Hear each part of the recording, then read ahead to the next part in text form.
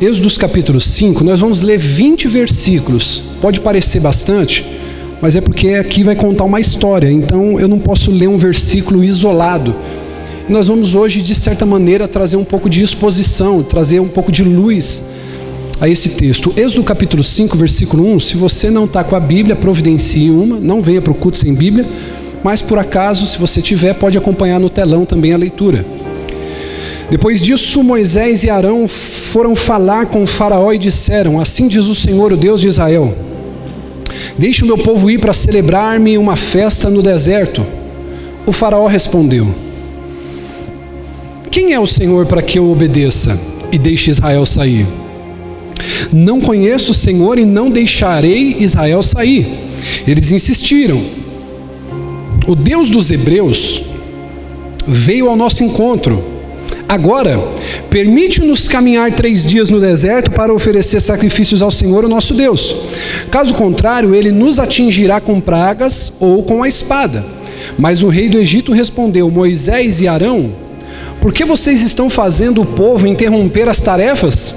Voltem ao trabalho. Isso aqui é muito importante.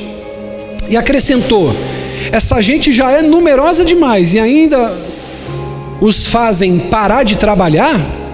No mesmo dia, Faraó deu a seguinte ordem para os feitores e capatazes responsáveis pelo povo. Então preste atenção, o que era o capataz? O capataz era alguém levantado dentro do povo hebreu, diga comigo, do povo hebreu, para cuidar de pequenos grupos. É isso que fazia um capataz. O capataz, ele cuidava de pequenos grupos. Então um grupo era responsável em quebrar pedra, o outro em recolher palha, um outro em colher madeira. Então cada grupo tinha um capataz. Então o que Faraó fez? Ele chamou seus oficiais e mandou conversar com aqueles capataz. Aí olha o que ele vai dizer no versículo 7, não forneçam mais palha para o povo para fazer tijolos, como faziam antes, eles que tratem de ajuntar a palha, mas exijam que continuem a fazer a mesma quantidade de tijolos. Ou seja, estava sobrecarregando o povo hebreu com mais uma tarefa. Não reduzam a cota, são preguiçosos e por isso estão dizendo: iremos oferecer sacrifício ao nosso Deus. Aumentem a carga de trabalho dessa gente para que cumpram suas tarefas e não deem atenção a mentiras. Os feitores e os capatazes foram dizer ao povo: assim diz Faraó, já não lhes darei mais a palha. Saiam, colham onde puder achá-la, pois o trabalho de vocês em nada será reduzido. O povo então espalhou por todo o Egito a fim de ajuntar, dizendo: completem a mesma tarefa diária que lhes foi exigida quando tinham palha. Os capatazes israelitas, indicados pelos feitores de Faraó, eram espancados e interrogados diariamente. Por que não completaram ontem e hoje a mesma cota de tijolos dos dias anteriores? Então os capatazes israelitas foram apelar para Faraó e disseram: por que você trata os seus servos dessa maneira? Não se fornece a nós, os teus servos, a palha, e contudo nos dizem: façam tijolos. Os teus servos têm sido espancados, mas a culpa é do teu próprio povo. Respondeu o Faraó: preguiçosos é o que vocês são, preguiçosos. Por isso vocês andam dizendo: iremos oferecer sacrifícios ao Senhor. Versículo 18, agora voltem ao trabalho, vocês não receberão palha alguma, continuem a produzir a cota integral de tijolos. Os capatazes israelitas se viram em grande dificuldade quando lhes disseram que não poderiam reduzir a quantidade de tijolos exigida a cada dia.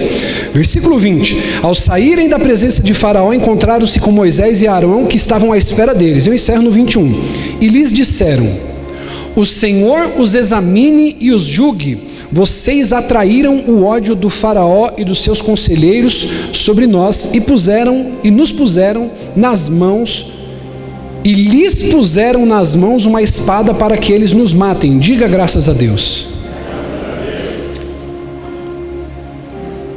Eu tive que fazer menção dessa leitura inteira porque hoje eu quero conversar com vocês a respeito de um tema muito pertinente, que é uma fé, diga comigo, uma fé que suporta a dor.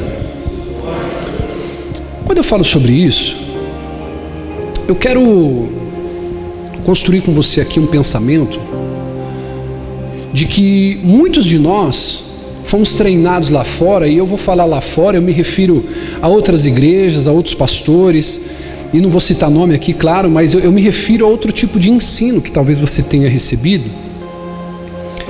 E o que eu quero dizer com isso? Que muitas vezes nós aprendemos a receber uma fé só para ganhar. Se você for perceber, principalmente em igrejas neopentecostais, você tem a campanha do milagre urgente, você tem a campanha do lenço, você tem a campanha da rosa, você tem a campanha disso, a campanha daquilo, a campanha do sal, a campanha do vale, sim ou não? Todas essas campanhas trabalhando dentro de você a crença de que você tem uma fé para ganhar. Só que nessa noite eu quero falar com você algo muito pertinente, que nós precisamos entender que em momentos difíceis nós temos que aprender a ter uma fé para perder também. Nós temos que aprender a ter uma fé para passar pelas dores. Por que muitas pessoas que você conhece não querem mais voltar para a igreja?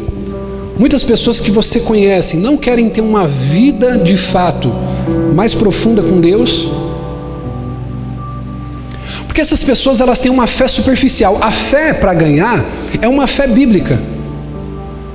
Mas a fé que hoje eu quero passar para vocês, o espírito que eu quero passar para vocês nessa noite, é sobre uma fé que não é só para ganhar, mas é uma fé para continuar, é uma fé para permanecer. A gente vê hoje pessoas, não importa a idade, seja adolescente, seja adulto, seja de mais idade, pessoas que são frustradas dentro da igreja, pessoas que vivem tristes, pessoas que vivem apáticas, pessoas que estão confusas, porque essas pessoas, desde quando elas entregaram suas vidas a Jesus, elas aprenderam sobre uma fé para ganhar, elas não aprenderam sobre uma fé para ter dores, uma fé para suportar a tristeza, uma fé para suportar o dia mau, uma fé para passar pelo vale da sombra da morte, uma fé para ser livre da mortandade que voa de dia. As pessoas aprenderam a ter fé para conquistar. Se você for parar para ver, as pessoas, elas sempre estão contando testemunho do quê? De vitórias, de coisas boas que estão acontecendo. Até porque, querido, nós escondemos as nossas falhas, as nossas derrotas, sim ou não? Então, queridos, eu quero nessa noite refletir com você a respeito disso, dessa verdade. Talvez você está hoje caminhando na fé, talvez hoje você está sentado aqui, mas possa ser que a sua vida seja uma mentira, porque talvez você só tem fé para caminhar com Deus enquanto Ele te dá vitória, enquanto Ele te abençoa, mas quando a prestação do carro atrasa, você já não tem fé, você é um ingrato. Quando entra o problema dentro de casa, você já não tem fé, você é ingrato. É uma fé imatura, é uma fé de criança, que só ama o pai, que só ama a mãe enquanto o pai dá, enquanto o pai faz. Quem tem filho pequeno aqui sabe o que eu estou falando, sim ou não? Recusa alguma coisa para o teu filho que é pequenininho, que ele quer muito. A primeira coisa que ele vai tentar é pegar você no emocional. Não te amo mais. E quantos estão caminhando 10 anos, 15 anos, 20 anos e tem uma fé imatura? Ah, Deus, o Senhor não fez, eu não te sirvo mais, eu não te adoro mais. Então nós precisamos entender, querido, que não é tempo de brincar com a fé. Não é tempo de brincar com a fé. Não é tempo de brincar com as coisas de Deus. Nós precisamos entender que a partir do momento que a gente decide seguir a Cristo, ou a gente está dentro, ou a gente está fora.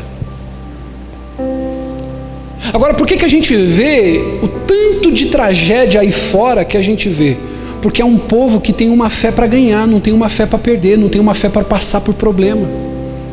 Quando a gente olha aqui para Moisés, a gente vai ver que Moisés, ele sai do Egito e vai passar um período muito extenso, de algumas décadas, no deserto.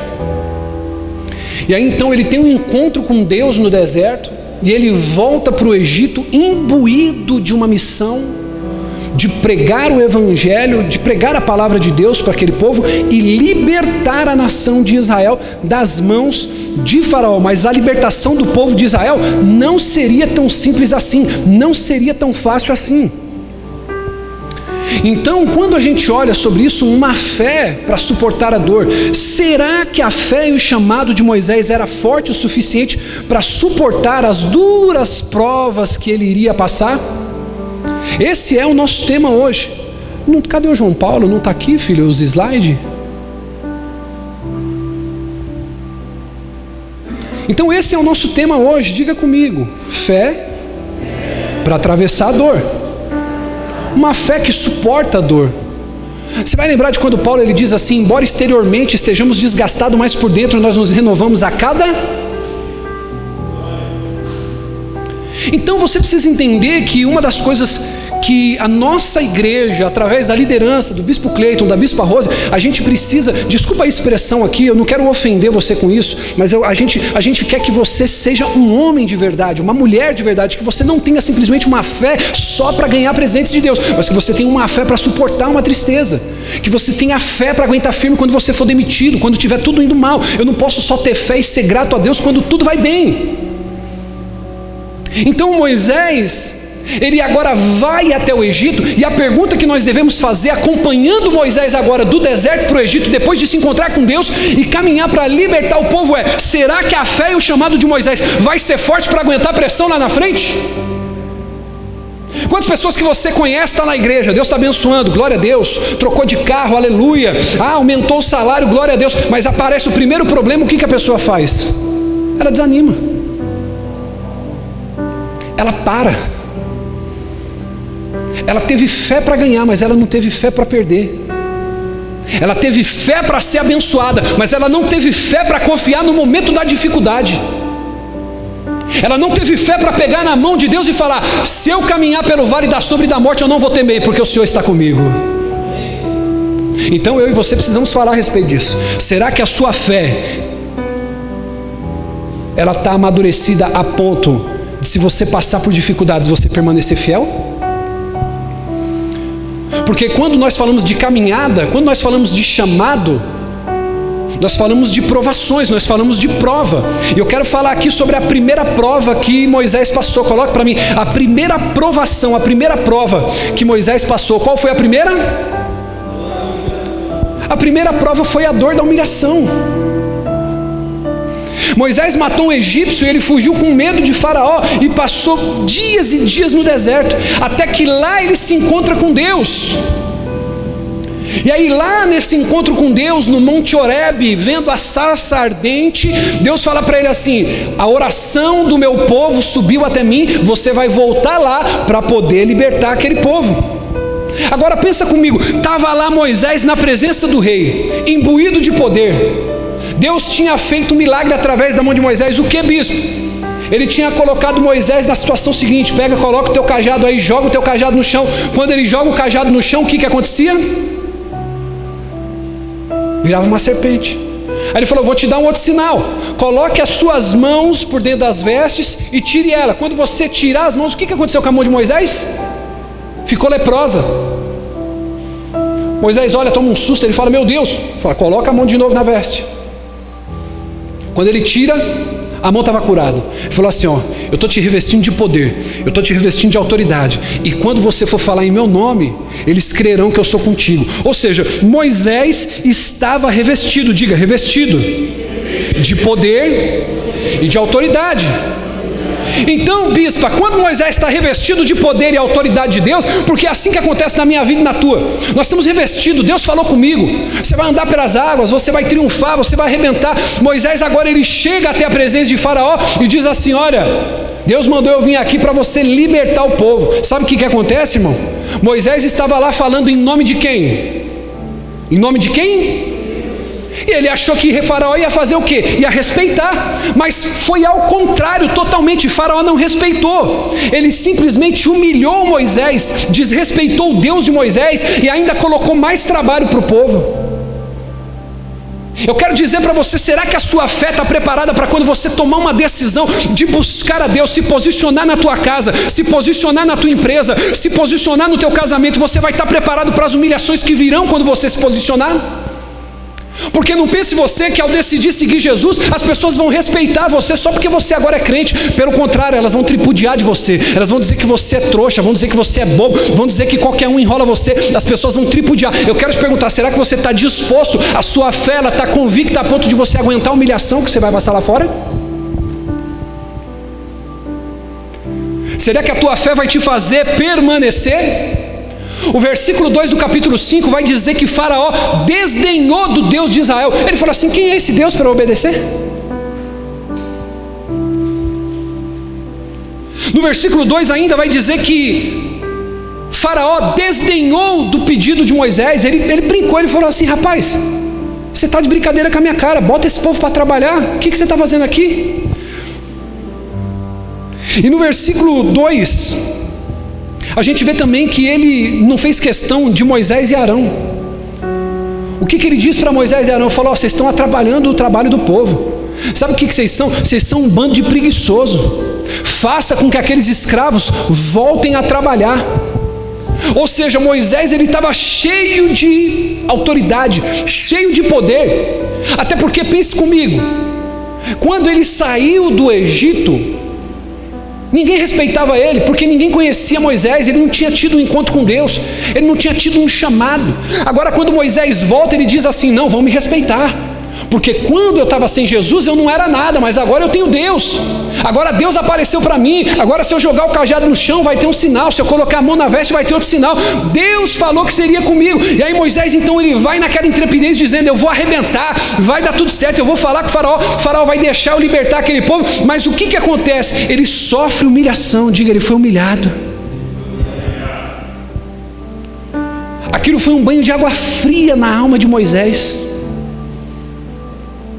Aí eu pergunto para você, aonde que foi parar todo aquele fogo, todo aquele poder e autoridade que ele viu no Monte Horebe, naquele pé da sarça ardente?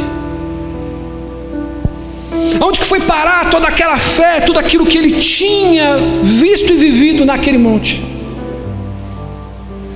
Eu quero fazer aqui uma interrogação para você: será que a sua fé vai ser forte para aguentar humilhação no trabalho? Posso falar isso aqui? Será que a sua fé vai ser forte o suficiente para aguentar humilhação dentro da tua casa? Olha para o teu irmão e pergunta para ele aí: como é que está a tua fé?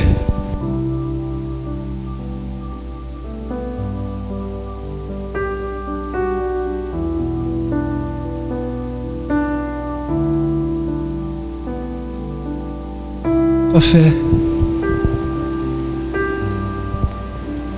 Posso falar isso aqui?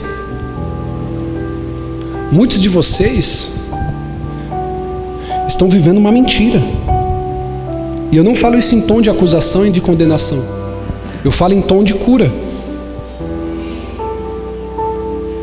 Bispo, por quê? Muitos dos senhores, muitas das senhoras que estão aqui, não abrem a Bíblia dentro do seu trabalho na hora do almoço.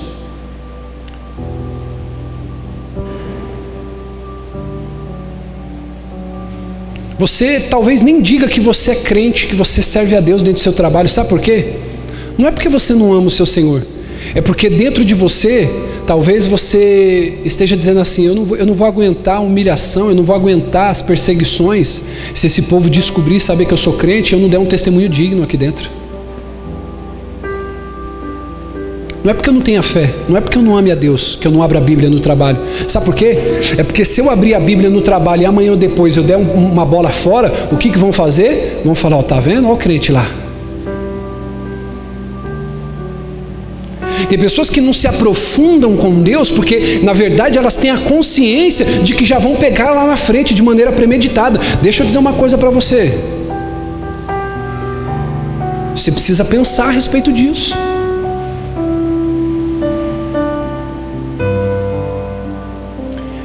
Tem pessoas que não professam a sua fé, não abrem uma Bíblia, elas não têm uma vida com Deus no seu trabalho, porque eu não consigo imaginar. Tem gente que fala assim: ô bispo, para você é mais fácil, você é bispo, você é pastor. Irmão, eu tinha vida com Deus antes de ser pastor do mesmo jeito, até por isso que eu virei um pastor. Então eu não posso ser um homem de Deus, uma pessoa de fé aqui dentro, e lá no meu trabalho ser uma pessoa incrédula. Não. Eu quero fazer uma pergunta para você: será que a sua fé e o seu chamado vai ser forte o suficiente para você aguentar a humilhação daqueles que são poderosos? Você já parou para perceber, irmão, que é só você se decidir a servir Deus de verdade, Você fala, não vou faltar nos cultos, não vou faltar no trabalho, começa a aparecer hora extra adoidado. Você trabalha por conta, começa a aparecer cliente adoidado. Você começa a colocar uma decisão no teu coração de falar assim, eu vou fazer igual os egípcios, eu vou largar tudo, igual os hebreus, eu vou largar tudo para ir adorar o meu Deus. Começa a aparecer trabalho, começa a aparecer demanda, começa a aparecer amigo, começa a aparecer ligação, começa a aparecer serviço. Sabe o que é isso? É Faraó tentando te impedir de sair para adorar. Mas será que a sua fé será forte para aguentar essa humilhação? Será que a sua fé está fortalecida para você aguentar humilhação no trabalho? Para você aguentar humilhação dentro da escola, dentro de casa? Eu me lembro que quando eu me converti, querido, eu tive ensino católico da minha mãe. A minha família cresceu no berço católico. Então desde pequenininho minha mãe nos levava para a missa, nós participávamos da hóstia, que o padre entregava na boca da gente. Quem já participou aqui? Participei anos. E eu agradeço a Deus pela escola que eu tive. Aprendi a respeitar o padre, o Santíssimo Sacramento.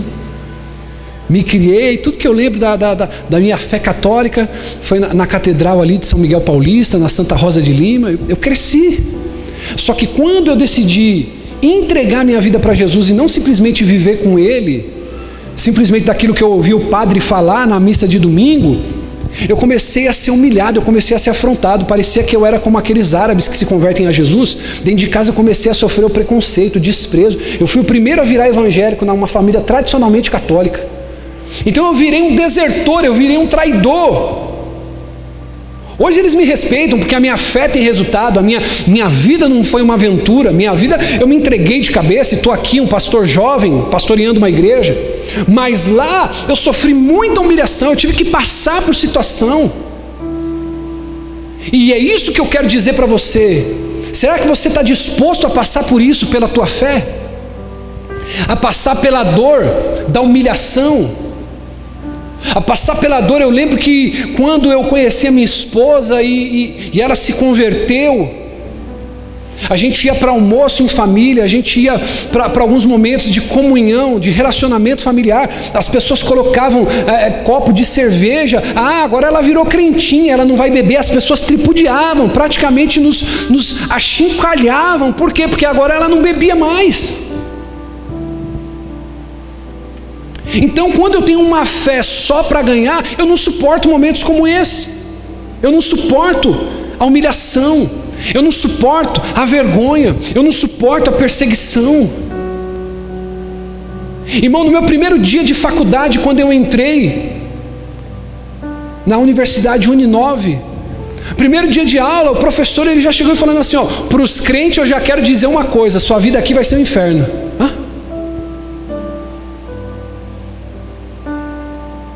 Primeiro dia de aula, eu falei assim, sangue de Jesus tem poder. Eu estava naquela fé de novo convertido, e foram tempos difíceis. Estava conversando hoje com a minha esposa, lembrando disso. Então eu preciso aprender a ter uma fé que aguenta passar pela dor da humilhação. Eu não estou falando daquela humilhação, você está devendo o aluguel, e aí o dono da casa foi lá e te deu um esculacho, desculpa a expressão aqui de falar, só te deu lá um esculacho, e você, bispo, eu estou sendo humilhado. Não, você está sendo humilhado ali porque você não pagou aluguel, porque você está devendo, porque você tem algum débito, amém? Mas eu estou falando humilhação por causa da tua fé, assim como foi com Moisés. Moisés, ele entrou na frente de Faraó, ele falou, cara, Deus falou comigo, eu fui chamado. Humilhação quando muitas vezes você vai pregar para um parente seu, você vai falar uma palavra para alguém que você ama, e a pessoa diz, mas você não tem nem resultado, sua vida está mais ou menos ainda, você não tem nada, você só tem a fé. Você fala assim, cara, eu não sei como eu vou fazer, de que jeito eu vou fazer, mas Deus falou para mim, e eu vou. Então a nossa fé precisa estar fortalecida a ponto de entender que nós vamos passar por isso. E se eu tiver uma fé que só sabe ganhar e não tiver uma fé que sabe perder, que sabe passar pela dor, eu vou desistir, eu vou parar no meio do caminho. Amém? A segunda prova que Moisés passou. Isso aqui, irmão, é muito forte. Eu posso falar isso aqui, sim ou não? Qual é a segunda prova? A dor do quê? Pode ser melhor. Qual a segunda prova? A dor Se tem uma coisa que fere o povo de Deus, pastor Diego, é quando a pessoa está na fé. Agora junta essa receita: a pessoa está sendo humilhada e ela está na fé, ela está sacrificando, ela está buscando, ela está lendo, ela está jejuando, ela está na fé, ela está indo com tudo para cima. E aí quando ela pensa que vai melhorar, a coisa piora. Então preste atenção que eu não estou falando para você aqui de algo complexo, de algo difícil. Eu não estou falando para você de teoria teológica, eu estou falando para você de algo prático. Eu estou falando para você que de repente você trabalha de auxiliar de limpeza numa empresa, para você que é um empreendedor, para você que é um motorista da Uber, para você que é um engenheiro, para você que é um advogado, para você que é um psicólogo, para você que é um comercial liberal, eu não sei. Porque tem momentos na nossa vida que a gente fala assim: Deus, agora vai, sim ou não? Mas quando a gente vê, a coisa não vai, a coisa começa a o quê? Piorar. E aí eu pergunto para você: será que a sua fé, ela tem fundamento para permanecer firme quando as coisas começam a piorar? É muito comum, querido, em processos de libertação, a gente vê a situação da pessoa piorar, sim ou não? Antes de começar a melhorar. É, por exemplo, quando os mais antigos aqui vão lembrar, tinha um negocinho vermelhinho que a gente passava nos ralados. Quem lembra o nome daquilo? É o nome do demônio, é esse aí, metiolate. Quem riu sabe. Você ralava, o que a mãe falava? Sai a moleza, vai passar o quê? Só que antes de melhorar, piorava. Teve gente que pegou ali atrás, vou falar isso de novo. Você se machucou, você está ferido. Aí Deus, para poder tratar antes de melhorar, vai. Eu preciso ter fé para acreditar no processo. Lembra quando sua mãe falou assim, ó, passa o metiolate que vai sarar. Muitas vezes ela não falava que ia arder. E é como Deus ensina para mim e você: ei meu filho, confia no processo, eu vou te curar, eu vou te restaurar, mas no meio disso vai doer, no meio disso vai arder, no meio desse processo pode doer, no meio desse processo amigos podem te deixar, no meio desse processo você pode se decepcionar, mas você não pode parar, você precisa acreditar, você precisa ter fé.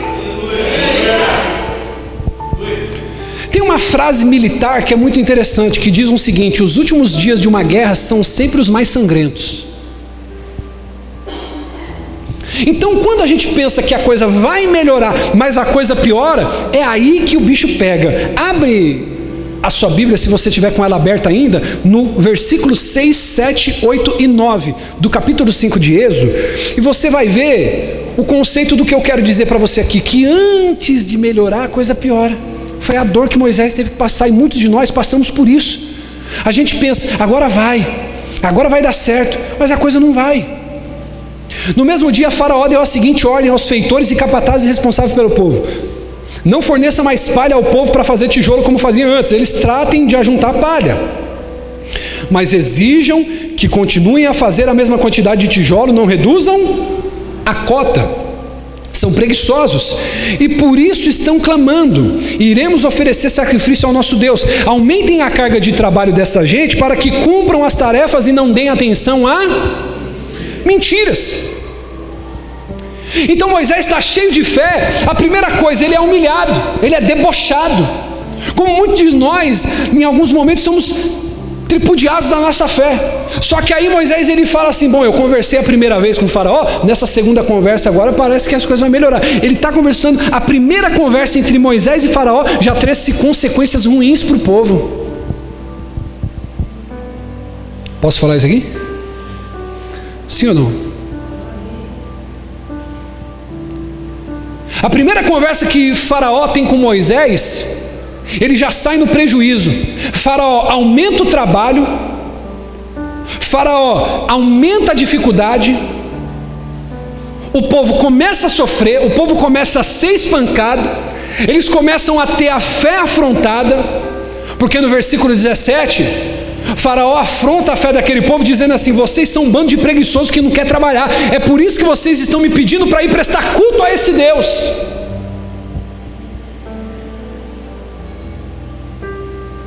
que eu vou dizer para você.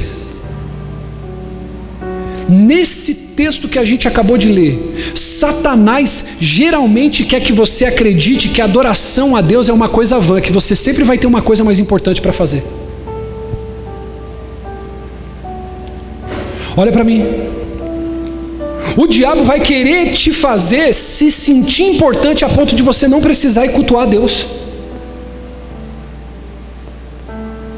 O que ele está dizendo aqui para Moisés? Ele está dizendo: ei rapaz, sabe por que você está com essa conversa de igreja? Sabe por que você está com essa conversa de ouvir pastor? Sabe por que você está com a conversa de dízimo, oferta, de você ir sacrificar lá no deserto? Porque você é um desocupado.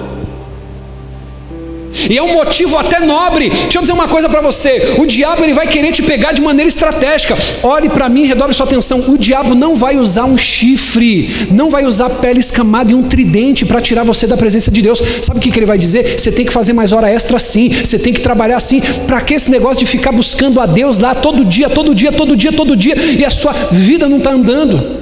É isso que o diabo quer, que você acredite que você tem coisas mais nobres para fazer do que ir adorar a Deus. E aí eu posso falar uma coisa para você, sim ou não? É só você tomar a decisão de falar assim: vou servir a Deus. O pau fecha ou não fecha?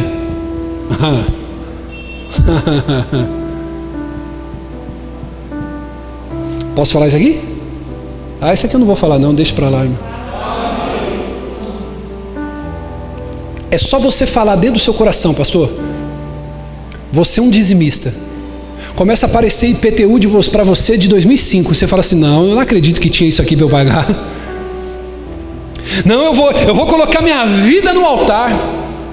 Aí talvez você é um jovem solteiro ou casado, eu não sei. Bispo, eu vou colocar minha vida no altar. Começa a aparecer irmãzinha de tudo quanto é lado. Irmã não, prima. O WhatsApp começa a bombar.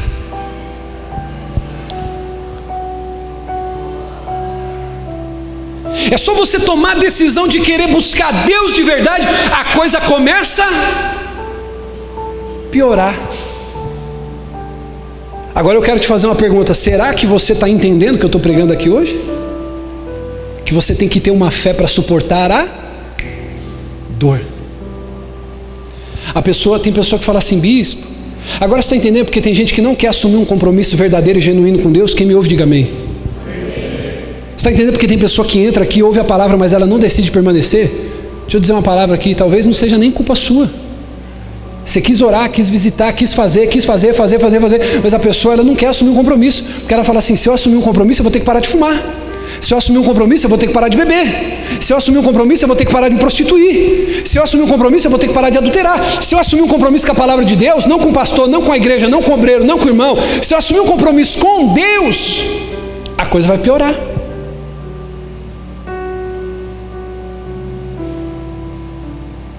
Agora, quando eu decido assumir um compromisso com Deus, eu preciso ter em mente um seguinte: a coisa vai piorar. Só que agora essa é a questão: você tem uma fé para ganhar ou você tem uma fé para suportar? Porque Moisés aqui, ele olhou e falou: não, eu não acredito. O povo já estava escravo, diga comigo, já era escravo. A situação já era difícil, sim ou não?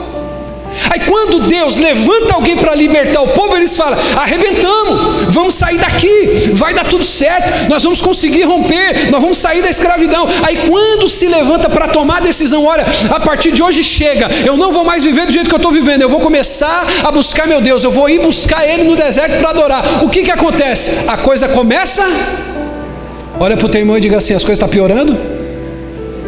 Pergunta para ele aí, por favor, olha agora na pupila dele e diga assim: a coisa está piorando? Então diga para ele assim: o Espírito Santo está te ensinando que quando tudo começa a piorar, é momento de ficar firme.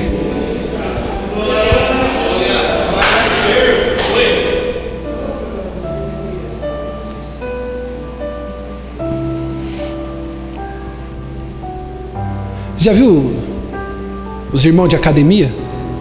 Ele está levantando 40 quilos no supino, 20 de cada lado. Quem já viu? Às vezes está levantando 20 quilinhos só, 10 de cada lado, mas ele está gritando tanto que parece que é 100. Sim ou não? Cadê o Tarcísio? Olha o tamanho do braço aí do homem. Cadê quem mais gosta de fazer uma academia aqui? Olha o tamanho do braço do pastor Fábio aí. pessoa está lá na academia, irmão, sim ou não? Aí tem que fazer o quê? Tem que se esforçar, sim ou não? Ele tem que fazer a repetição, sim ou não? Se você caminhar daqui até a padaria aqui da avenida, vai dar efeito para você emagrecer, para perder peso, para fazer bem para a saúde? Não. Agora, se você caminhar durante 40 minutos, 1 hora, isso aí vai te ajudar a baixar o colesterol, vai te dar disposição, vai trabalhar o cardio seu. E a fé é da mesma maneira. Bispo, quando que a minha fé é fortalecida? Quando coloca peso sobre você.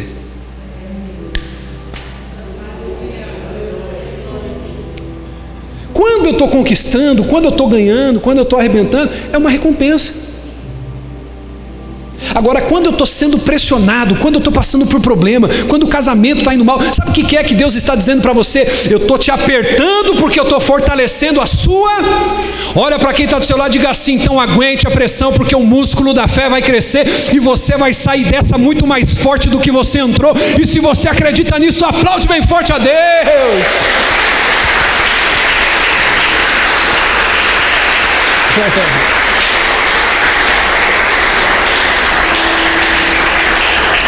Olhe para mim, não deixe o diabo te enganar. O diabo sempre vai te dizer, Juliano, o diabo sempre vai te dizer, Tarcísio, Gilmar, o diabo sempre vai te dizer que você tem algo mais importante para fazer do que buscar ele, do que buscar Deus. O que foi que Faraó falou para Moisés? Falou: Moisés, vocês estão com esse negócio de querer ir buscar Deus, sacrificar, adorar Deus no deserto, sabe por quê? Porque vocês não têm o que fazer. E é aquele sentimento de nobreza que às vezes enobrece o ego do homem e da mulher, e diz assim: não, sabe o que é, bispo? Olha, eu estou ausente do culto porque eu estou trabalhando. Ô bispo, eu estou ausente do culto porque eu estou cuidando da minha família. E eu pergunto para você: como que você vai cuidar da tua família distante da presença de Deus? Você vai oferecer o que para a tua família? Ô bispo, eu estou distante porque eu estou trabalhando. Será que Faraó está te pagando melhor que a presença de Deus? Tem pessoas aqui, irmão, que eu louvo a Deus porque larga tudo. Tem pessoas que já recusaram emprego, propostas de trabalho. E aí você olha para a vida da pessoa, você fala assim: nossa, essa pessoa ela está imbatível. Por quê? Porque ela não tem uma fé só para ganhar, ela tem uma fé para perder. Porque eu vou dizer uma coisa para você: é difícil para uma pessoa que está desempregada falar assim: eu não vou aceitar esse emprego porque ele vai me tirar da presença de Deus. Aí para a pessoa que está na carne, para a pessoa que está no chão, com os pés no chão, para a pessoa que não está com uma fé em Deus, ela olha para isso e diz assim: olha que trouxa, olha que otário. Mas ele está dizendo o seguinte: eu não vou comer na mão de Faraó, eu não vou comer das migalhas que tem na mesa de Faraó, mesmo que eu vá para o deserto, mas eu vou estar no deserto adorando o Deus da minha vida. É isso que o diabo quer que você acredite, que você tem coisa mais importante e construtiva para fazer do que adorar a Deus. Era o que o Faraó estava querendo dizer para Moisés. Falou: Moisés, você está querendo levar esse povo para adorar no deserto, para vocês morrer de fome? Aqui vocês têm trabalho. É, mas nós não temos liberdade. Aqui vocês têm comida, sim, mas a gente é escravo. Posso falar isso aqui? Você já parou para perceber como Satanás trabalha? Ele faz aumentar as pressões, ele faz aumentar as perseguições, ele faz aumentar os problemas para você não buscar a Deus. Porque antes de melhorar, a coisa então Satanás ele vai fazer isso. Posso falar isso aqui? Você quer buscar a Deus? Bispo, eu quero buscar a Deus. Tem pessoas que buscam a Deus por diversos motivos. Tem umas que buscam a Deus porque não quer ir para o inferno. Tem umas que buscam porque quer prosperar. Tem umas que buscam porque quer se livrar da dor. Só que a esses, eles vão ficando a esmo. Esses, eles vão ficando pelo meio do caminho. Por quê? Porque buscam Deus por benefícios, buscam Deus por interesse, não buscam Deus por um relacionamento sincero, por um relacionamento genuíno. E elas vão ficando pelo meio do caminho. Por quê, mesmo? Porque elas têm fé para ganhar, mas elas não têm fé para perder, para permanecer firme quando tudo vai mal. Quando tudo vai mal, quem nós somos? O diabo vai te pressionar. Basta você dizer assim: bispo, eu vou tomar uma decisão. Começa a ter problema com o marido, sim ou não? Você que é mulher que está aqui, teu marido não vem para a igreja. Você fala assim: eu vou me posicionar, eu vou lutar pelo meu ministério. O diabo começa a se levantar. É claro que ele vai fazer isso. Para quê? Para você não buscar, para você não se entregar totalmente. Começa a ter problema com o filho, começa a ter problema no trabalho, começa a ter perseguição. E a vida do crente, a vida do servo de Deus, ela tem que ser marcada por decisão. Diga: decisão. Eu vou dizer uma coisa para você, irmão. Depois do dia que eu me decidi casar, minha vida nunca mais foi a mesma. Depois do dia que eu decidi entregar minha vida para Jesus, minha vida nunca mais foi a mesma. Deus, Posso? Deus não tem compromisso com pessoa relaxada. Deus não tem compromisso com você que vive uma vida de qualquer jeito lá fora e vem buscar dizendo aqui: Deus, eu quero, Deus, eu preciso. Como que Deus vai te responder? Como que Deus ele vai conseguir fazer algo por você se você quer que Deus te faça a justiça, mas você vive na injustiça? Você está clamando por justiça, vivendo na injustiça. Você está clamando a Deus por verdade, vivendo na mentira. Tem como Deus fazer alguma coisa? Eu preciso tomar uma decisão. O diabo negocia, diga comigo: o diabo negocia. A coisa piorou. O que Moisés fez? Ficou firme. Olha para o teu irmão: você está firme aí ou não? A coisa piorou e Moisés ficou. Aí ele falou: bom, fazer ele desistir da ideia de adorar no deserto, eu não vou conseguir. Então o que ele faz? O faraó chama Moisés e diz assim: ei, fala para os hebreus que eles não precisam ir para o deserto adorar não. Fala para eles que eles podem adorar aqui mesmo. Querendo dizer para Moisés o seguinte: tanto faz o lugar que você vai adorar.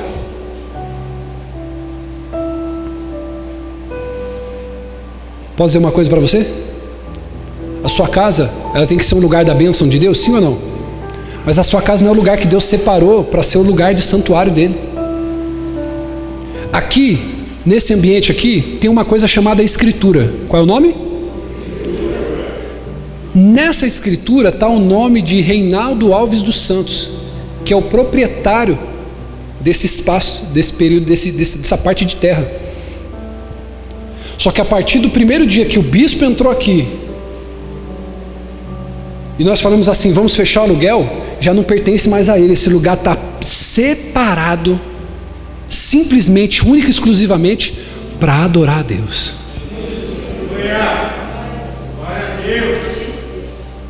Aqui, irmãos, só tem espaço para a gente produzir algo que contribua para a glória de Deus.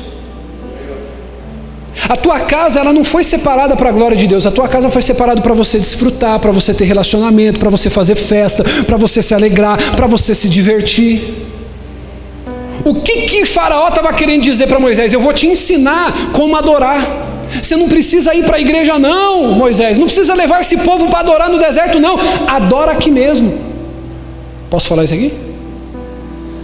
Tem gente que gosta de passar vergonha alheia, né? Tem gente que ama, às vezes nem pensa. Ela vai lá, pega aquele monte de frase. Principalmente, irmão, você que gosta de ficar compartilhando, publicando coisa na internet. Você vai acumulando para você condenação. Porque as pessoas só estão vendo lá: ó, compartilhou tal frase. Mas, poxa, que discurso bonito. Mas olha como é que está a vida dessa pessoa. Aí a pessoa vai lá e compartilha assim: o diabo perdeu porque ele achou que ia fechar a igreja. Mas ele mal sabe que agora cada casa virou o quê? Você sabe, né? Cada casa virou uma igreja. Como que virou, irmão? Se você nunca abriu uma Bíblia na tua casa, nunca cantou um louvor, nunca fez um culto com a tua esposa, com os teus filhos.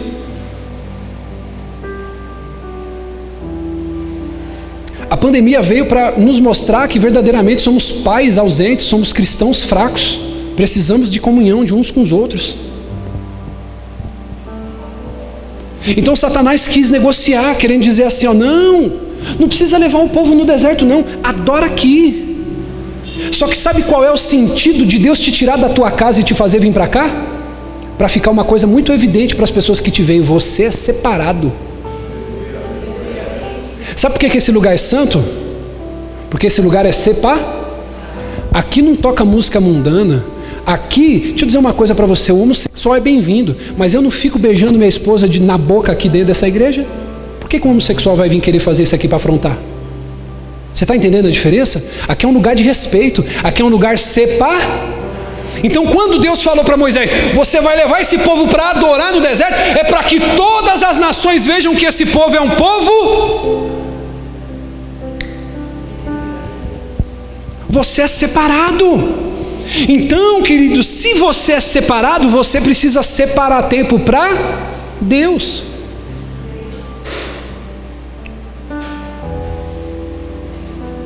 Já deu minha hora já? Tá difícil esses meninos, viu?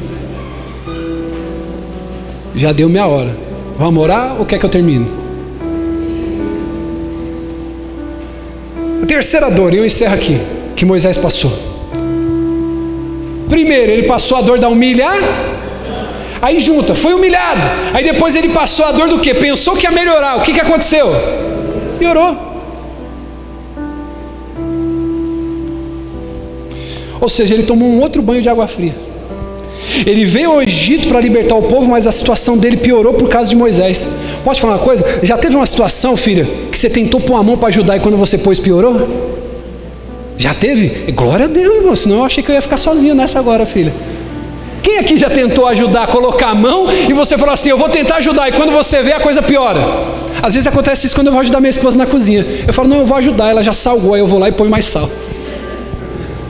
Era o que Moisés estava fazendo. Ele falou assim, eu vou ir lá para libertar o povo, nós vamos arrebentar. Aí ele fala, nós vamos ser livres, o povo, nós vamos ficar livres, nós vamos arrebentar. Aí quando vem Faraó e fala assim, ó, ninguém vai arrebentar nada, ninguém vai ser livre nada, vocês vão trabalhar dobrado. E o povo? É isso mesmo. Ficou no silêncio. Falou, Moisés, nós vai te matar, meu irmão. O cara foi humilhado. O cara passou pela prova das coisas piorar. E aí depois vem a terceira prova. A dor do quê? Porque é difícil quando você faz de tudo para ajudar e quem você pensa ajudar não entende ajuda. Versículo 20 e 21 do texto que lemos. Você viu que a gente não saiu do texto. A gente ficou nesse texto, fielmente ao texto. Depois de falarem com o rei ou o faraó, eles se encontraram com Moisés e Arão que estavam esperando e disseram, o Senhor Deus está vendo o que vocês estão fazendo e os castigará. Ou seja, eles estavam acusando, quem estava aqui na quarta-feira sabe o que eu estou falando, os caçadores de culpado. Falou, ó, Deus vai castigar vocês, por causa de vocês o rei e os funcionários estão com ódio de nós, vocês deram a eles um motivo para nos matarem. Ou seja, ele foi rejeitado. Olhe para mim, redobre sua atenção, e eu vou caminhar para o encerramento. Moisés foi rejeitado pelo povo lá atrás. Bispo, por quê? Lembra quando tinha um egípcio castigando um hebreu? O que Moisés fez com ele? O que ele fez? Muito bem, diga bem alto, bem forte, o que ele fez? Matou. No outro dia, quando ele veio, estavam dois hebreus brigando. O que ele vai fazer? Ele tenta separar. Aí um dos hebreus fala assim, agora você virou juiz entre nós, você vai fazer como você fez com o egípcio? Aí ele tem medo e vai para o deserto. Então, ele foi rejeitado pelo seu povo lá atrás, o povo não quis a liderança de Moisés, mas a gente até entende, tudo bem, Moisés não estava maduro, Moisés não tinha tido experiência com Deus, Moisés não tinha visto a sarça ardente, Moisés não tinha visto o seu cajado virar uma serpente. Aí, irmão, quando ele não tinha um chamado especial, o povo tinha rejeitado ele, até aí tudo bem. Só que agora Moisés está diante do povo, ele tinha um chamado, ele tinha visto Deus, ele tinha falado com o Altíssimo. Moisés esperava que no mínimo, bispa, aquele povo fosse apoiar ele. Pelo contrário, ele falou assim, ó, Deus vai castigar você. Tem gente que fala assim, bispo, só foi o Senhor me chamar para trabalhar de voluntário, bispo, só foi o Senhor me chamar para trabalhar no mezanino, bispo, só foi eu receber a unção, só foi eu virar diácono. É, irmão, porque as coisas vão acontecer, porque a Bíblia diz que você é forasteiro desse mundo. As pessoas não vão te entender, não vão te compreender, porque não há ninguém que busque e ame a Deus. Você precisa entender que você muitas vezes vai parecer uma aberração dentro daquele trabalho. As pessoas não vão te entender, não vão te compreender, vão querer longe, vão querer te rejeitar. Está todo mundo fazendo um esqueminha, está todo mundo fazendo de alguma maneira e vão tentar fritar você. Você não vê o discurso, você não precisa concordar com o Bolsonaro aqui, eu não quero falar de política também. Mas você vê que ele vive insistindo, dizendo, me chama de corrupto. Porque você vai parecer uma aberração. Agora Moisés, ele é rejeitado pelo povo. Ele foi rejeitado a primeira vez, foi para o deserto, passou tudo aquilo. Irmão, eu te pergunto, o que será que Moisés sentiu? Ele falou, eu estou trabalhando aqui para libertar esse povo. Eu estou trabalhando aqui para que esse povo seja livre, para que esse povo seja feliz. Aí ele toma mais um banho de água fria. Eu quero te fazer uma pergunta, será que a sua fé será forte o suficiente para lidar com a amargura da rejeição? Você precisa permanecer firme mesmo rejeitado dentro de casa.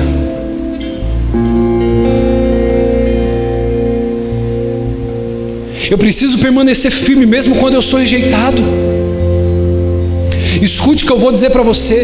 Muitas vezes por causa da tua fé, muitas vezes por causa do teu posicionamento, dentro de casa você vai ter problema com o teu marido, problema com a tua esposa. E eu vou dizer uma coisa para você. A Bíblia diz que a mulher deve ser submissa ao marido, não capacha do marido. No dia que o teu marido disser para você assim, ó, ou eu, ou esse Deus que você serve, você vai dizer assim, ó, pode arrumar tuas malas e ir embora. No dia que teu marido disser para você, ou eu, a igreja, você ainda até pensa.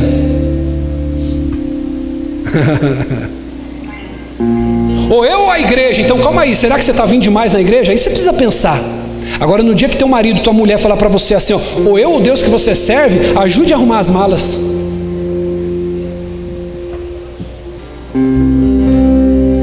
Você vai ser rejeitado, você vai passar por problemas, as coisas vão piorar. Isso é uma fé que suporta a dor. Isso é uma fé que suporta a dor. Ei, Moisés foi rejeitado, sim ou não?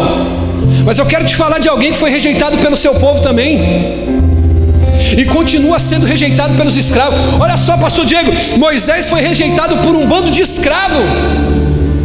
Sim ou não? Sim ou não, irmão? Ele falou, eu vim para libertar. Ele falou, você veio para acabar com a nossa vida. Agora eu vou te falar de um que vive nos convidando para sair da escravidão, mas ele é rejeitado dia após dia, Jesus. Ele está chamando um monte de escravo do pecado. Talvez você está aqui hoje, você serve a Deus, mas você ainda é escravo da pornografia, você ainda é escravo do vício do cigarro, você ainda é escravo do vício da bebida, você ainda é escravo na mão de Faraó lá fora, e ele está te fazendo um convite, ei, vem para cá que eu vou te libertar. Só que quando ele quer te libertar, por que você começa a sofrer? Porque os seus olhos começam a abrir. Você estava morto nos seus pecados, e quando Cristo vem para você, ele te abre os olhos, aí você começa a ver coisas que você não via. Então Jesus, ele vem te chamar, mas ele continua sendo rejeitado pelos escravos do pecado até hoje. Por que Jesus suportou o sofrimento da cruz? Para salvar uma multidão. Porque Jesus não tinha fé só para ganhar, Jesus tinha fé para perder, ele tinha fé na missão, ele tinha fé no propósito que ele estava. Sabe por que você muitas vezes desiste no caminho? Porque você não tem clareza do prêmio que está em Deus para a sua vida. Porque quando você olhar e dizer como Paulo assim, eu prossigo para o alvo, para receber o prêmio da soberana vocação da qual eu fui chamado, você vai ter como esterco tudo aquilo que você perdeu para esse mundo, e você vai dizer, o morrer é lucro e o viver é Cristo.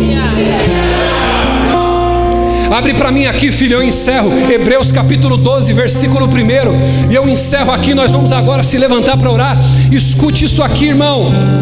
A fé para perder tem que ser maior que a fé para ganhar. A fé para permanecer tem que ser a fé maior do que a conquista. Hebreus capítulo 12, versículo 1. Põe rapidinho para mim. Olha o que diz. Portanto, versículo 1, Hebreus 12, 1. Portanto, também nós, uma vez que estamos rodeados por tão grande nuvem de testemunhas, livremo-nos de tudo que nos atrapalha e do pecado. Não, por favor, irmão, não faz isso. Eu estou aqui transpirando, tem gente que está com frio ali, eu estou dando meu máximo. Vem comigo aqui, por favor. Amém? A senhora riu, né? Que não é a senhora que está suando. Ô, glória! Lê comigo. Portanto, também nós, uma vez que estamos rodeados por tão grande nuvem de testemunhas, livremo-nos de tudo que nos atrapalha e do pecado que nos... e corramos com perseverança a corrida que nos é proposta. Que corrida que é essa? A corrida da fé. Tendo os olhos fitos em olhos fitos em... Porque Ele é o autor e consumador da nossa fé. Agora olha o que diz: Ele, pela alegria que foi proposta, suportou a cruz, desprezando a vergonha. Fé para ganhar, mas eu tenho que ter fé para suportar a minha cruz, suportar meu sofrimento. Deixa eu dizer uma coisa para você, minha filha que está aqui essa noite. Talvez o teu marido está lá no boteco agora, talvez o teu marido está com outra mulher, talvez o teu filho está na biqueira agora. Eu quero dizer, teu filho é uma bênção, teu marido é uma bênção. O teu filho, o teu marido não é uma cruz. A cruz é o sofrimento do teu chamado, da tua vida com Deus, para você se desvencilhar da vida do pecado. Isso é a cruz. É aquele pecado que te persegue dia após dia. Você fala: meu Deus, se o Senhor não for comigo, eu não consigo vencer. Isso é a tua cruz. O teu filho, a tua mulher é uma bênção. Olha aqui o que diz: mas ele, pela alegria que lhe fora proposta, suportou a cruz, desprezando a vergonha, e se assentou à direita do trono.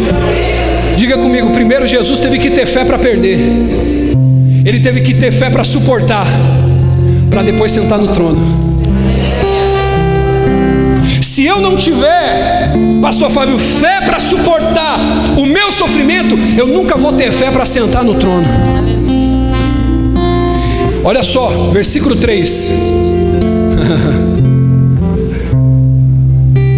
Pensem bem naquele que tal oposição dos pecadores contra si mesmo, para que vocês não se cansem e nem desanimem. Ele está falando: eu tenho que olhar para Jesus. Ele suportou o sofrimento e a oposição daqueles que Ele amou. E Ele diz: usem isso como exemplo para que vocês não desanimem. Desanimar no quê? Versículo 4. Eu não posso desanimar no quê? Eu não posso desanimar no quê? Agora olha o que diz aqui. Olha o que diz aqui. Eu vou contar até 3, nós vamos ler bem alto, bem forte, porque não é eu que estou falando, é a Bíblia. 1, 2, 3. Na luta contra o pecado, vocês ainda não, até o ponto de derramar o próprio sangue. Vocês ainda não resistiram na luta contra o pecado a ponto de derramar o próprio sangue. Vocês se esqueceram da palavra de ânimo que Ele dirige a vocês como filhos. Meu filho, não despreze a disciplina do Senhor e nem se magoe com a sua repreensão. E eu encerro aqui. Fé para ganhar e fé para suportar. Qual é a fé que você quer nessa noite? Eu encerro aqui dizendo para você o seguinte: ter fé para conquistar, ter fé para ganhar é muito bom. Tem pessoas que estão aqui, que estão trabalhando, começaram o trabalho novo essa semana. Tem pessoas aqui que Deus aumentou o salário. Tem pessoas que a gente vê, a pessoa vem para cá, a gente ora, a pessoa começa a trabalhar. Sabe o que ela faz? Ela some da igreja. Tem pessoa que entra aqui solteiro, a gente ora, a gente clama, a pessoa arruma um namoro. Aí sabe o que ela faz? Ela larga da presença de Deus. Sabe por quê? Porque ela tem fé para ganhar, mas ela não tem fé para suportar. Olha aqui para mim, presta atenção. O que eu estou passando para você hoje aqui é uma fé muito superior a uma fé para ganhar. É uma fé para se cumprir o que diz em Efésios capítulo 6, versículo 10. Tem pessoa que diz para mim assim: ô bispo, eu já fiz tudo o que eu podia pelo meu casamento, o que eu devo fazer agora? Sabe o que a Bíblia diz em Efésios 6, 10? Depois de terem feito tudo, permaneçam inabaláveis. Sabe o que é inabalável? Suportando igual um homem, suportando igual uma mulher, dizendo assim: meu Deus, eu sei que uma hora vai chegar, que isso vai passar, a minha vitória vai chegar, porque o Senhor não me deu fé só para ganhar, o Senhor me deu fé para suportar.